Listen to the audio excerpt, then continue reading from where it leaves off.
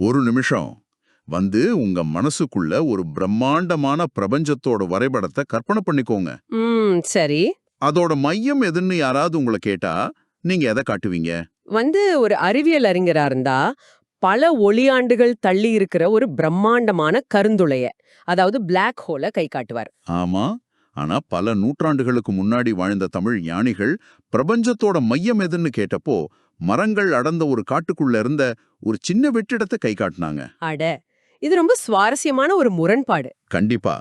ஏன் அந்த சாதாரண காட்டுக்கும் இந்த ஒட்டுமொத்த அண்டத்துக்கும் என்ன சம்பந்தம்? இன்னைக்கு நம்ம முன்னாடி இருக்கிற தில்லை சிதம்பரத்தின் புனித வரலாறும் புராணங்களும் அப்படிங்கிற ஆழமான ஆதாரங்களை வச்சு அந்த ரகசியத்தை தான் நாம இந்த ஆழ்ந்த அலசல்ல உடைக்க போறோம். நிச்சயமா. இது வெறும் சாதாரண வரலாற்று பதிவில்ல.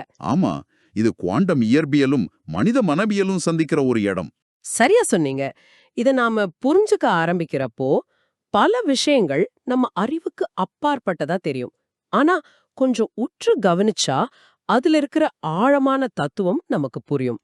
குறிப்பா பாத்தீங்கன்னா, சைவ சமயத்துல கோயில் அப்படின்னு பொதுவா சொன்னாலே அது சிதம்பரம் நடராஜர் கோயிலை மட்டும்தான் குறிக்கும். சரியா?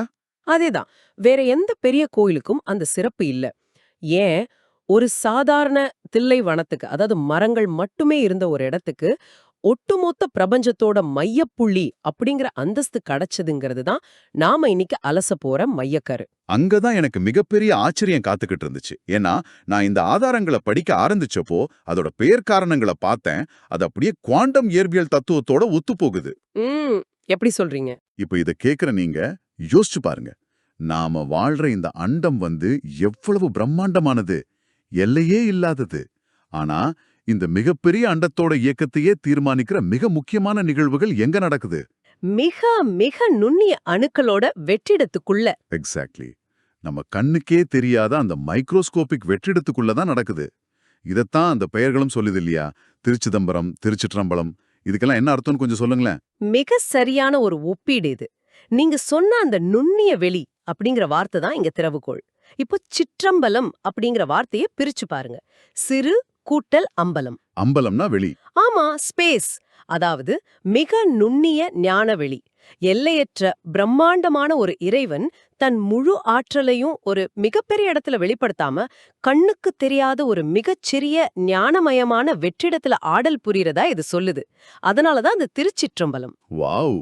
அதே மாதிரி பாத்தீங்கன்னா, சிதம்பரம் அப்படிங்கிற வார்த்தையில சித் அப்படின்னா அறிவு அல்லது சித்தம், அம்பரம் அப்படின்னா ஆகாயம் அல்லது பெருவழி.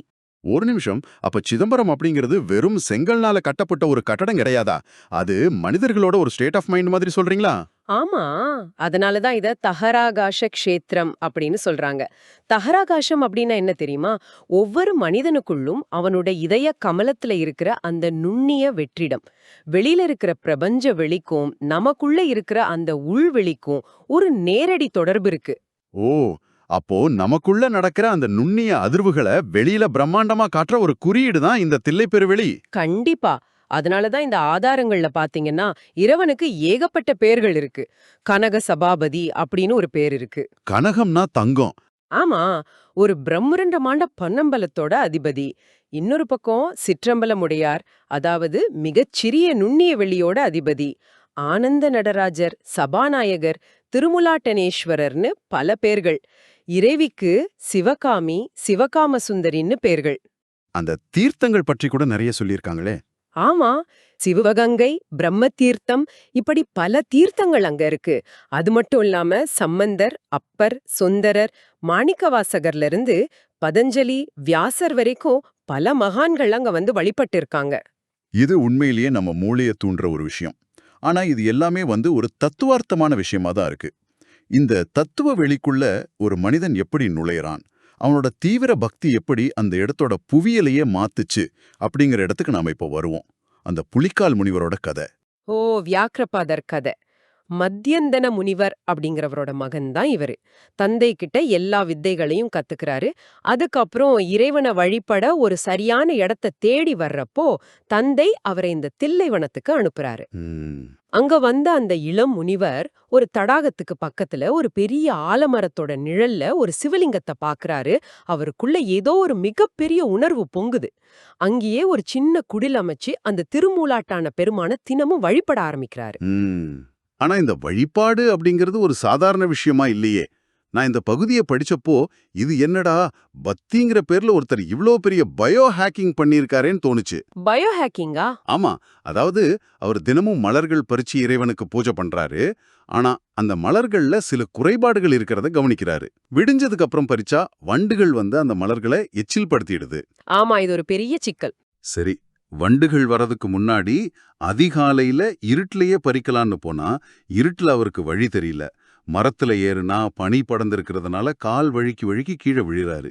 இது பக்தி மாதிரி தெரியல, ஏதோ எக்ஸ்ட்ரீம் ஸ்போர்ட்ஸ் மாதிரி இருக்கே. இங்கதான் நம்ம அந்த முனிவரோட மனநிலைய ஆழமா பகுப்பாய்வு செய்யணும். இருட்டு, வழுக்கிற மரம், வண்டுகள், இது எல்லாமே வந்து ஒரு சாதாரண மனுஷனுக்கு வரக்கூடிய நடைமுறை சிக்கல்கள் தான்.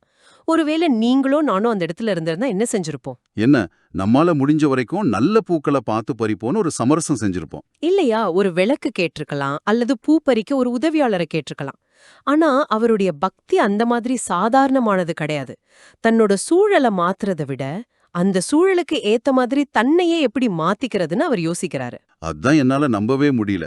அவர் இறைவன்கிட்ட போய் எனக்கு வசதியான ஒரு பாதையை கொடுன்னு கேட்கல.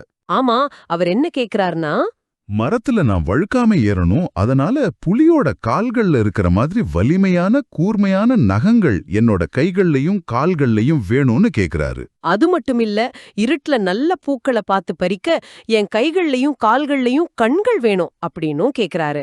தன் உடம்பையே இப்படி மியூட்டேஷன் பண்றதுக்கு அவர் தயாரா இருக்காரு. ஆமா, தனக்காக எதுவுமே கேட்காம தான் எடுத்துக்கிட்ட அந்த பூ பறிக்கிற வேலையில ஒரு துளி கூட குறை வந்துடக்கூடாதுங்கிறதுக்காக தன்னோட ஒட்டுமொத்த உடல் அமைப்பையே மாத்திக்கிறாரு. இது வந்து அர்ப்பணிப்போட உச்சம்.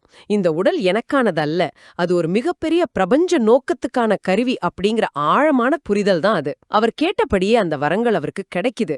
அன்னைக்கு அவர் சாதாரண முனிவர் கிடையாது, வியாக்கிரபாதர் ஆகிறார். வியாக்கிரபாதர்னா புலிக்கால் முனிவர், சரியா? அதேதான்.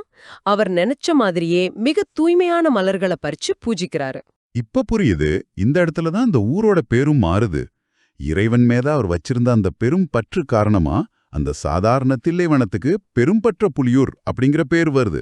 ஆமா, இது எனக்கு ரொம்ப ஆச்சரியமா இருந்துச்சு. ஒரு மனிதனோட பக்தி, அவனோட உடல் தியாகம் எப்படி ஒரு ஊரோட புவியியல் அடையாளத்தையே மாத்திருக்கு பாருங்க. நிச்சயமா. இயற்கை சூழலான அந்த தில்லைவனம் ஒரு மனிதனோட அசாதாரணமான உணர்வோடும் தியாகத்தோடும் சேரும்போது பெரும்பற்று புலியூரா மாறுது.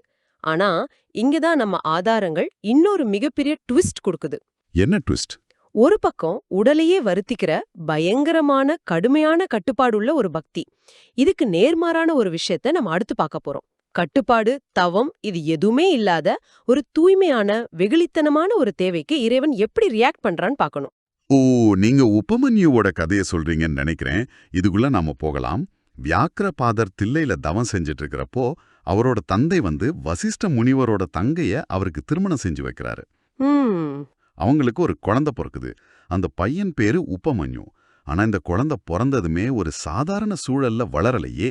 ஆமாம், இந்த குழந்தைய வசிஷ்ட முனிவரோட மனைவியான அருந்ததி அம்மையார் அவங்க ஆசிரமத்துக்கு எடுத்துட்டு போய் வளர்க்கறாங்க. அந்த ஆசிரமத்துல ஒரு சிறப்பு இருக்கு.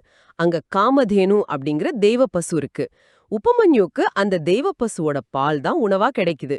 தெய்வ பசுவோட பாலு? கற்பனை பண்ணி பாருங்க, பிரபஞ்சத்தோட மிகச்சிறந்த தூய்மையான உணவை சாப்பிட்டு வளர்ற ஒரு குழந்தை. இங்கதான் பிரச்சனை ஆரம்பிக்குது. கொஞ்ச நாள் கழிச்சு வியாக்கிரபாதரும் அவரோட மனைவியும் இந்த குழந்தைய திரும்பவும் தில்லைக்கே கூட்டிட்டு வந்துடுறாங்க. இப்போ தில்லையில காமதேனு இல்ல, அதோட பாலும் இல்ல. பாவம் அந்த குழந்தை. ஆமா, தெய்வ பசுவோட பாலுக்கு பழகிய அந்த சின்ன குழந்தை சாதாரண பசும்பாலையோ வேற உணவையோ ஏத்துக்கவே மாட்டுது. பசி தாங்க முடியாம அந்த பச்சிளங்குழந்தை கதறி அழுவுது. பெத்தவங்களுக்கு எவ்வளவு வலி இருந்திருக்கும். கண்டிப்பா தாங்க முடியாது. தாங்க முடியாத வியாக்கிரபாதர் குழந்தைய தூக்கிட்டு வந்து அந்த திருமூலாட்டன பெருமான் முன்னாடி வச்சு கதறாரு. இங்க நான் உங்களை ஒரு கேள்வி கேட்கணும். கேளுங்க. ஒரு குழந்தை பாலுக்கு அழுவுதுன்னா இறைவன் ஒரு சின்ன கிண்ணத்துல கொஞ்சம் காமதேனு பாலை கொண்டு வந்து கொடுத்துருக்கலாம். அது ரொம்ப ஈஸியான விஷயம் தானே. ஆனா நம்ம ஆதாரங்கள் என்ன சொல்லுது? அந்த சின்ன குழந்தைக்காக ஒட்டுமொத்த திருப்பார்கடலையே அந்த தில்லைவனத்துக்குள்ள இறைவன் கொண்டு வர்றாருன்னு சொல்லுது. ஆமா, திருப்பார்கடல். இது கொஞ்சம் ஓவர் ரியாக்ஷன் மாதிரி தெரியலையா? ஒரு குழந்தைக்காக ஒரு கடலையே கொண்டு வர்றதுக்கு என்ன அவசியம்? ஒரு பிரம்மாண்டமான அறிக்கை. எப்படி?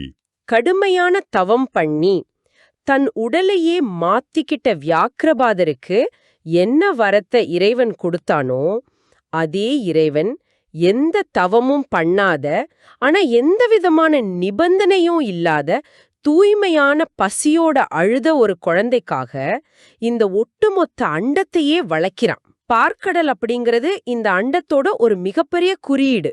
ஒரு குழந்தையோட உண்மையான அழுகுரலுக்கு இந்த பிரபஞ்சமே தன் விதிகளை மீறி செவிசாய்க்கும் அப்படிங்கறது தான் அந்த பார்க்கடல் திலையில உருவான நிகழ்வு நமக்கு உணர்த்துது. வாவ்! அதாவது மைக்ரோஸ்கோபிக் அளவுல இருக்கிற ஒரு குழந்தையோட பசிக்கு மேக்ரோஸ்கோபிக் அளவுல இருக்கிற பிரபஞ்சம் பதில் சொல்லுது. இது அற்புதமான விளக்கம். இப்போ இந்த திருப்பார்கடல் அப்படிங்கிற வார்த்தை வந்த உடனே நமக்கு இன்னொரு பெரிய விஷயம் ஞாபகத்துக்கு வரணும். என்ன அது? இதே திருப்பார்கடல்ல இதே நேரத்துல இன்னொரு பெரிய சினிமாட்டிக்கான நிகழ்வு நடந்துகிட்டு இருக்கு. அது எப்படி இந்த தில்லையோட வந்து இணையுதுங்கிறது தான் அடுத்த சுவாரஸ்யம். ஓ, ஆதிசேஷனோட கதைக்கு வந்துட்டீங்க. ஆமா, திருப்பார்கடல்ல திருமால் அந்த 1000 தலை கொண்ட ஆதிசேஷன் மேல பாம்பனையில பள்ளி கொண்டிருக்காரு. ஆனா திருமால் தூங்கல. அவர் ஏதோ ஒரு பரவசத்துல ஒரு மிகப்பெரிய ஆனந்தத்துல லயிச்சு போயிருக்காரு. இத தாங்கி பிடிச்சிட்டு இருக்கிற ஆதிசேஷனுக்கும் ஒண்ணுமே புரியல. இறைவா, நீங்க ஏன் தூங்கல? உங்களுக்குள்ள அப்படி என்ன ஒரு சந்தோஷம் அப்படின்னு கேட்கிறாரு. அதுக்கு திருமால், நான் சிவபெருமான் ஆடி அந்த ஆனந்த திருக்கூத்தை நினைச்சு பார்த்துக்கிட்டு இருக்கேன். அது எவ்வளவு பிரம்மாண்டம் தெரியுமா அப்படின்னு சொல்லி அந்த நடனத்தோட அழக விவரிக்கிறாரு. ஆமா, அந்த ஆனந்த தாண்டவம். அதை கேட்ட அடுத்த நிமிஷம் ஆதிசேஷனுக்கும் அந்த நடனத்தை பார்க்கணும்னு ஒரு தீராத ஆசை வந்துருது. ஆனா இதை படிக்கும்போது எனக்கு ஒரு பெரிய லாஜிக் இடிக்குது. என்ன லாஜிக்? இது எவ்வளோ பெரிய ரிஸ்க் தெரியுமா? ஆதிசேஷன் பண்ற வேலை சாதாரணமான வேலை கிடையாது. ஒட்டுமொத்த அண்டத்தையும் காக்கிறவர் திருமால். அவரை தாங்கி பிடிக்கிறது தான் ஆதிசேஷனோட வேலை. இது ஒரு அல்டிமேட் விஐபி ஜாப். உண்மைதான். ஆனா ஆதிசேஷன் என்ன பண்றாரு? தன் மகன் அனந்தனை கூப்பிட்டு, நீ கொஞ்ச நாள் திருமாலுக்கு படுக்கையாரு, நான் போய் அந்த நடனத்தை பார்த்துட்டு வந்துடுறேன் அப்படின்னு சொல்லிட்டு தன் பொறுப்பை கழட்டி வச்சுட்டு வடக இலைக்கு போயிடுறாரு. ஒரு நடனத்தை பார்க்கறதுக்காக. பிரபஞ்சத்தையே காக்கிற வேலையை விட்டுட்டு போற அளவுக்கு அந்த நடனத்துல அப்படி என்ன ஸ்பெஷல்? ஒரு கலைக்காக இந்த அளவுக்கு யாராவது செய்வாங்களா? நீங்க சரியா அந்த நரம்ப புடிச்சிட்டீங்க. அது வெறும் ஒரு சாதாரண கலை நிகழ்வோ அல்லது ஒரு என்டர்டெயின்மெண்ட் நடனமோ கிடையாது. ஆதாரங்கள்ல அதுக்கு ஒரு பேர் இருக்கு. ஐந்தொழில் இன்பக்கூத்து. ஐந்தொழில்னா? அதாவது பஞ்சகிருத்தியம்: படைத்தல், காத்தல், அழித்தல், மறைத்தல், அருளல். இந்த அண்டத்துல ஒரு நட்சத்திரம் உருவாவதும் ஒரு நட்சத்திரம் அழிவதும் எல்லாமே இந்த நடனத்தோட ஒரு பகுதிதான். பிரபஞ்சத்தோட முழு இயக்கமுமே அந்த நடனத்துல தான் அடங்கியிருக்கு. அதை நேர்ல பார்க்கணும்னா ஆதிசேஷன் தன் வேலையை விட்டுட்டு வந்துதான் ஆகணும். அவர் சிவனை நோக்கி கடும் தவம் பண்றாரு. சிவபெருமான் அவர் முன்னாடி தோன்றி, என்னுடைய இந்த கூத்தை தாங்கிக் கொள்ளும் ஆற்றல் ஒரே ஒரு இடத்துக்கு தான் இருக்கு, அது தில்லைவனமே அப்படின்னு சொல்றாரு. ஒரு நிமிஷம், அந்த நடனத்தை தாங்கிக் கொள்ளும் ஆற்றல் தில்லைக்கு மட்டும்தானா? ஏன்? ஏன்னா நம்ம ஆதாரங்கள்ல மிக தெளிவா ஒரு வரி சொல்லப்பட்டிருக்கு. இந்த தில்லைப்பதியே நில உலகத்துக்கு நடுநாடி. நீங்க ஆரம்பத்துல கேட்டீங்களே பிரபஞ்சத்தோட மையம் எதுன்னு, பூமியோட மைய நரம்பு இதுதான். ஓ, சென்டர் நர்வ். ஆமா, சிவபெருமான் ஆதிசேஷன் கிட்ட இன்னொன்னும் சொல்றாரு. ஏற்கனவே வியாக்கிரபாதர் அப்படிங்கிற முனிவர் இதே நடனத்தை பாக்குறதுக்காக தன்னோட உடலையே வருத்தி எனக்காக காத்துக்கிட்டு இருக்காரு, நீயும் அங்க போ அப்படின்னு சொல்லி ஆதிசேஷனை பதஞ்சலி முனிவரா உருமாற்றி தில்லைக்கு அனுப்புறாரு. இத கேக்குற நீங்க எல்லாரும் இதை கொஞ்சம் இமேஜின் பண்ணி பாருங்க. இது ஒரு பிரம்மாண்டமான கிளைமேக்ஸ்.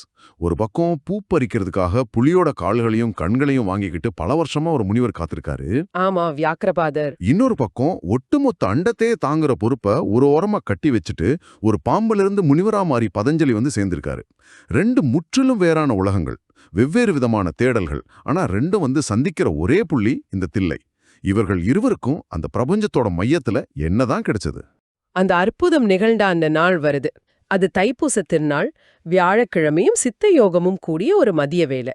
தில்லை சிற்றம்பலத்துல அந்த பரவழிக்குள்ள சிவபெருமான் கூத்த பெருமானாக தோன்றுகிறார். பக்கத்துல அன்னை சிவகாமி அம்மையார் இருக்காங்க. வியாக்கியரபாதரும் பதஞ்சலி முனிவரும் கண்கொட்டாம பார்க்க அந்த ஐந்தொழில் இன்பத் திருக்கூத்து பிரபஞ்சத்தோட இயக்க நடனம் அங்கே அரங்கேறுது. திருமால் பிரம்மன் போன்ற தேவர்கள் எல்லாம் வந்து இசைக்கருவிகளை ஒலிக்கிறாங்க. இது ஒரு காஸ்மிக் ஈவெண்ட்.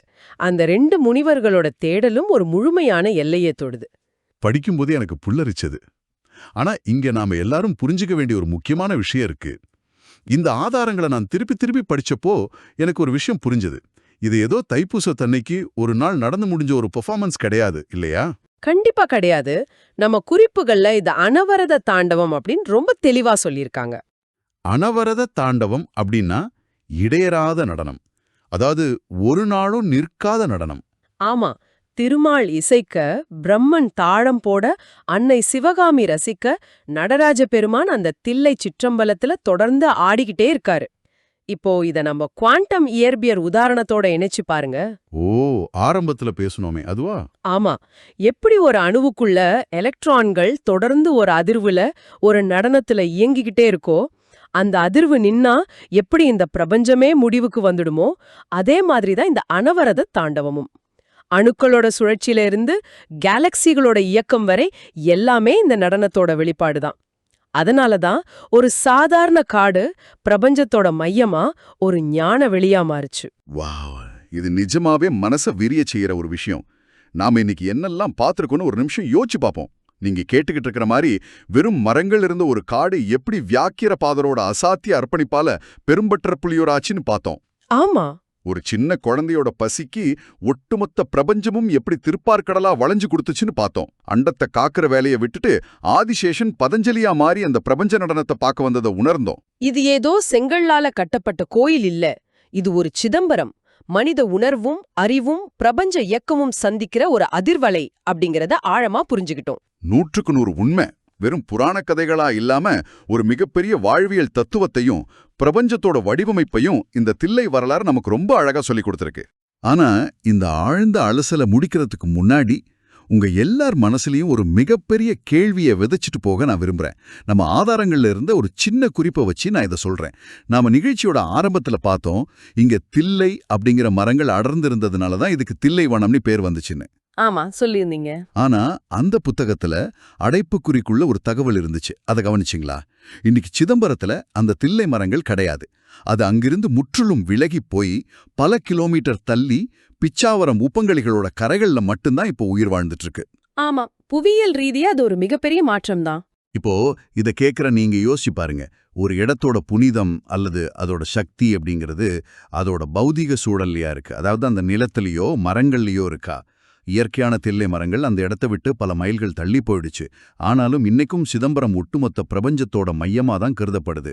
ரொம்ப ஆழமான கேள்வி இது. அப்படியென்றால் அந்த இடத்தை நிஜமாகவே புனிதமாக்கியது எது? அங்குள்ள இயற்கையா? இல்ல தன் உடலையே உருமாத்திக்கிட்ட வியாக்கிரபாதர், அண்டத்தையே விட்டுட்டு வந்த பதஞ்சலி, இவர்களுடைய அந்த உண்மையான பக்தியும் அவங்க தங்களுக்குள்ள உணர்ந்த அந்த தஹராகாசம் அப்படிங்கிற ஞான வெளியும் தானா? இயற்கையான மரங்கள் அந்த இடத்தை விட்டு விலகி போனாலும் மனிதர்களோட ஆழமான அர்ப்பணிப்பும் அங்க அவங்க உணர்ந்த அந்த இடையறாத ஆனந்த தாண்டவமும் அந்த இடத்தை நிரந்தரமா புனிதமாக்கிடுச்சுன்னு சொல்லலாமா? நீங்களே சிந்தித்து பாருங்கள்.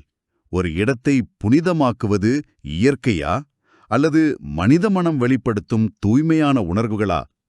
இந்த ஆழ்ந்த அலசல்ல இவ்வளவு நேரம் எங்களோடு பயணித்ததற்கு மிக்க நன்றி. உங்களது சிந்தனைகளை தொடர்ந்து விரிவடைய செய்யுங்கள். இன்னொரு சுவாரஸ்யமான தேடலோடு மீண்டும் சந்திப்போம்.